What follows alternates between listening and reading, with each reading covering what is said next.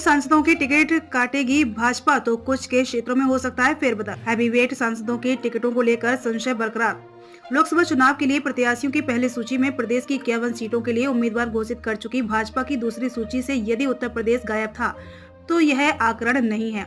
उत्तर प्रदेश में सहयोगियों समेत सभी 80 सीटें जीतने का लक्ष्य तय कर चुकी भाजपा प्रदेश की बची हुई 24 लोकसभा सीटों के लिए एक एक नाम पर गंभीरता से मंथन कर रही है। माना जा रहा है कि भाजपा बंधी हुई सीटों के लिए प्रत्याशी घोषित करते हुए कई सांसदों की टिकट काट सकती है, तो इक्का दुक्का सांसदों के लोकसभा क्षेत्र में बदलाव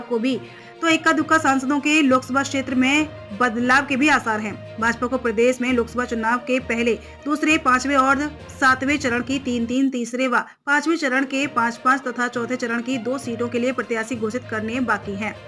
भाजपा ने बीती 2 मार्च को जारी की गई प्रत्याशियों की पहली सूची में 51 सीटों के उम्मीदवार घोषित किए थे। इसके अलावा पार्टी ने 5 सीटें सहयोगी दलों को दी हैं। इसमें बिजनौर व बागपत, रालोद, मीरठ, रॉबर्ट्सगंज, अपना दल एस तथा घोसी सीट सुबह सपा को दी गई है। अब भाजपा को विशेष 24 सीटों पर प्रत्याशी घोषित करने हैं। इन 24 सीटों में 19 भाजपा के कब्जे में है। 5 सीटों पर उसे वर्ष 2019 में हुए लोकसभा चुनाव में हार का सामना करना पड़ा था। हारी हुई 5 सीटों में रायबरेली, सहारनपुर, मुरादाबाद, मैनपुरी और गाजीपुर शामिल है। जीती हुई सीटों में से कुछ ऐसी हैं जिन पर भाजपा ने हैवीवेट सांसद हैं।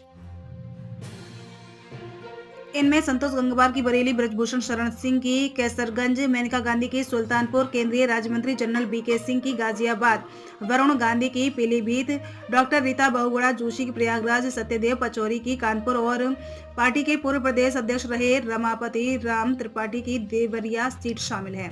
सपा से अलग होकर राष्ट्रीय शोभित समाज पार्टी बनाने वाले स्वामी प्रसाद मौर्य की सांसद पुत्री संघमित्रा मौर्य की बदायूं सीट पर भी भाजपा ने पत्ते नहीं खोले हैं।